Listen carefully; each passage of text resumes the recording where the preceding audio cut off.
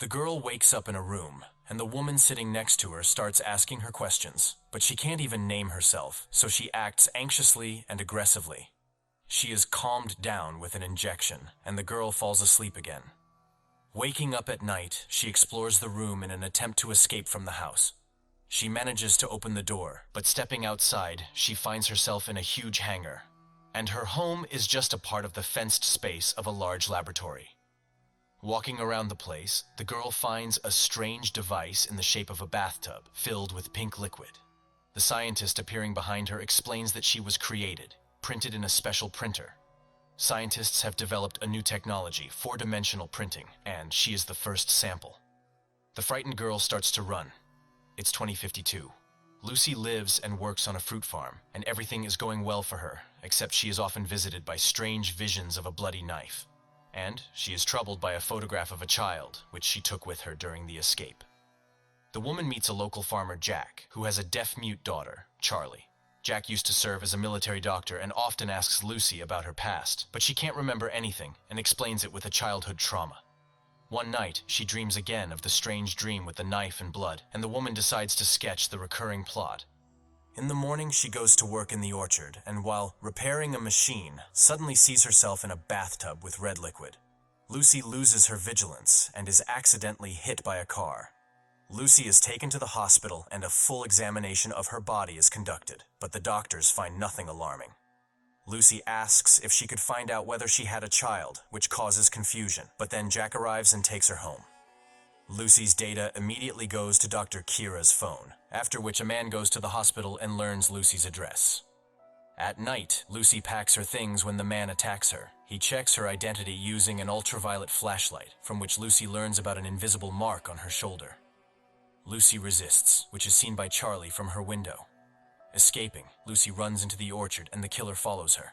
He stalks the girl among the trees and finally catches her, but when the assassin raises his gun, a shot is heard, and he falls. It turns out that Charlie came to help Lucy. Lucy takes Charlie to the house and asks Jack to leave immediately while she figures out the situation. The girl packs things and takes Jack and Charlie to a safe place. And Lucy herself goes to her friend Craig, who once pulled her off the streets and sheltered her in his center for the homeless, and tells him everything. She examines the killer's phone and finds the place from where he started his journey. At the same time, two corporate security agents of billionaire Daros come to Dr. Kira to find Lucy, whom they consider dangerous, but she refutes this and asks not to kill the girl. Meanwhile, Lucy arrives at the building, the address of which she learned from the killer's phone, and sees a girl, a teenager, whose face seems very familiar to her. She tries to ask questions, but the girl refuses to answer them and runs away. Lucy runs after her, followed by a corporate security agent. Lucy manages to catch up with the girl and takes her away in her car. Craig finds a bound girl in his homeless assistance center, and Lucy explains that this girl is her at the age of 16. Lucy frees her mouth. She names herself Jules and tells that she lives in a foster family as her parents died in a car accident. She was also there, after which she completely lost her memory, to which Lucy tells that they are prints of the same person. Jules refuses to believe this nonsense, but Lucy shows exactly the same scars on their hands. However, the invisible mark on the girl's shoulder is not there. Jules asks to go to the toilet, and Lucy, staying outside, apologizes for scaring the girl, but Jules wounds her with a metal part from the flush tank and runs away. Lucy goes to Jack, and he provides her with medical care. And Jules hurries home. Her relationship with her foster father is quite complicated, but she tells everything that happened to her stepbrother Wes. At the same time, Lucy confesses to Jack that she is an artificial human and takes him to the hangar where she was once created. Much has changed there since then, but there is no one inside. Lucy shows him a photo of Jules, but Jack can't believe that she was printed. Meanwhile, Lucy's words still have an impact, and Jules revisits the photo of her deceased family. Trying to remember anything, her foster mother Neva tries to talk to the girl, but she is too upset. At the same time, Lucy arrives at Neva's office. The entrance scanner identifies her as Jules and lets her in, and a message immediately arrives on the woman's phone. She calls security, while Lucy finds and searches her office, taking a photograph where the family is captured in front of the clinic building. Lucy returns to Jack, and he admits that he doesn't care if she is real or printed. And Jules calls her grandfather, who tells her where her scar came from. But when the girl ends the call, it turns out that the man is not her real grandfather. The action shifts to the day Jules regains consciousness after the accident, learning she was in a coma. But the girl remembers red marks on her hands and loses consciousness. Later, neuropsychologist Pam arrives and tells about the death of her parents, but Jules can't be upset because she doesn't remember her loved ones. Pam tells her biography, showing photographs, but Jules perceives it just as facts. Meeting with a classmate doesn't help either. But one day, Jules suddenly remembers walking her dog, which greatly pleases Pam. Soon, a foster family picks up the girl, and now she tries to remember anything and remembers her diary. Meanwhile, Lucy and Jack arrive at the clinic they recognized in the photo. A nurse tells them that a neuropsychologist with unlimited rights monitored the girl, which is very strange. And also, Jules had nightmares related to blood on her hands. Lucy immediately remembers her dream. At this time, Jules is in a chemistry class, and the pink solution she receives triggers some unpleasant memories. But then she is called to the principal, where neuropsychologist Pam is waiting.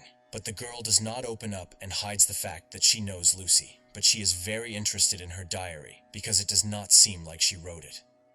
At her request, Wes reads the diary, and also notices actions not typical for Jules. And then the girl notices a strange and quite poetic statement. She types it into the search bar and immediately finds out that it is an excerpt from a book. The page has the address of the writer, and they go there with Wes.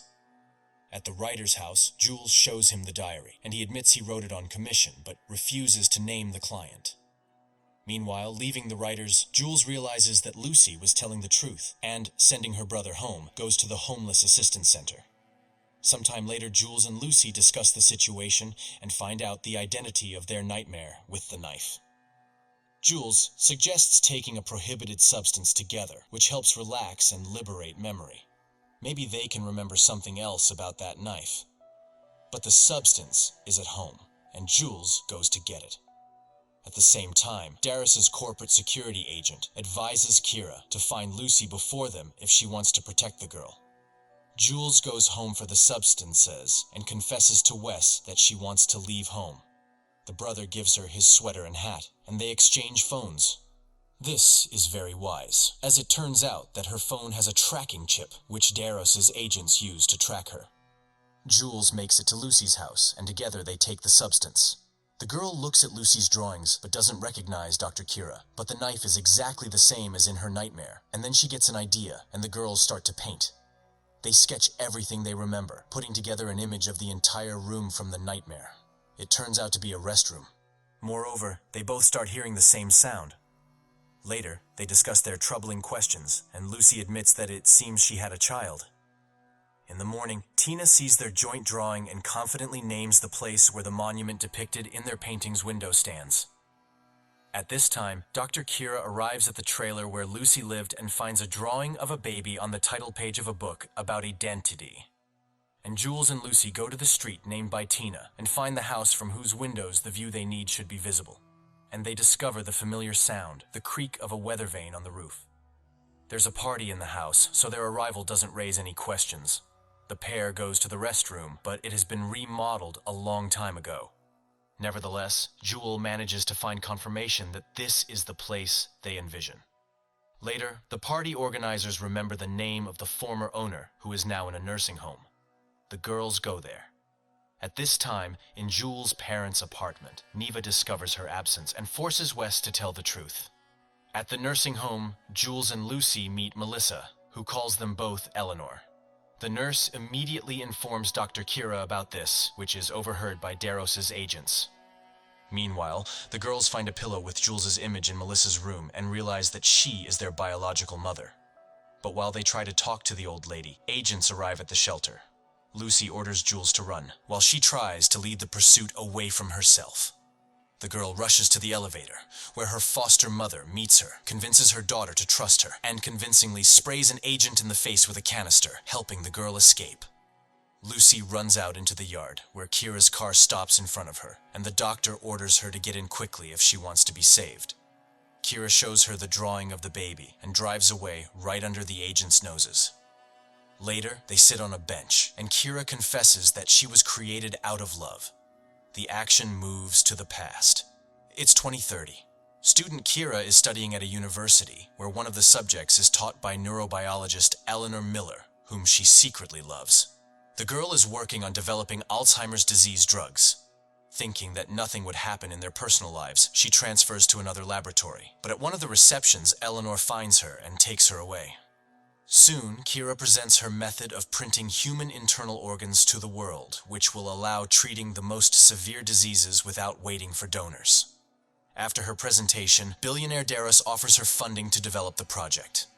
Later, the couple moves in together and starts living together. 2 years later, Dr. Kira manages to bring a printed heart to life, and they decide to have a child. But it turns out that Eleanor can't have children. Then Kira promises to do it. And soon, the couple has a wonderful baby, whom they name Lucas. 20 years pass. Kira successfully continues her work, taking transplantology to a new level. At one of the receptions, billionaire Daros suddenly asks if she can print an entire person, but Kira doesn't even want to talk about this unethical topic. Soon, the women send Lucas to college and are left alone. One day, Eleanor goes to the pool, but soon returns home because she couldn't find her way. It's one of the first signs of Alzheimer's disease. Her mother's memory disappeared at the same age. Kira conducts an examination of Eleanor, but there is no hope. Then she decides to print brain tissue, and, with her faithful assistant Josh, starts a new project. After which, she operates on Eleanor. Eleanor comes to her senses and remembers everything in her life. Kira is happy because the operation was successful.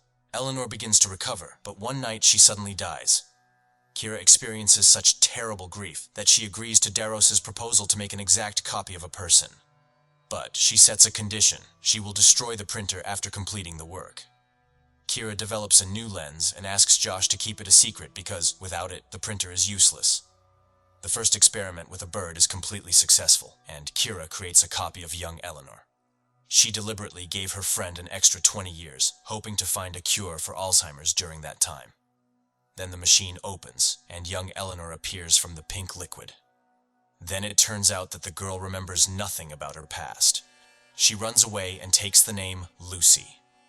In the present, Lucy can't believe the truth of this story, and that she has a son, and the tattoo on her arm is the common symbol of their love. Lucy asks Kira to imagine what it's like to know nothing about oneself, and reminds her that she is not Eleanor. She inquires why Jules was created. This turns out to be a real discovery for Kira, because she didn't print any girl, and she turned off the printer right after creating Eleanor. This is where the 5th episode ends. Friends, would you like to see the continuation of this story?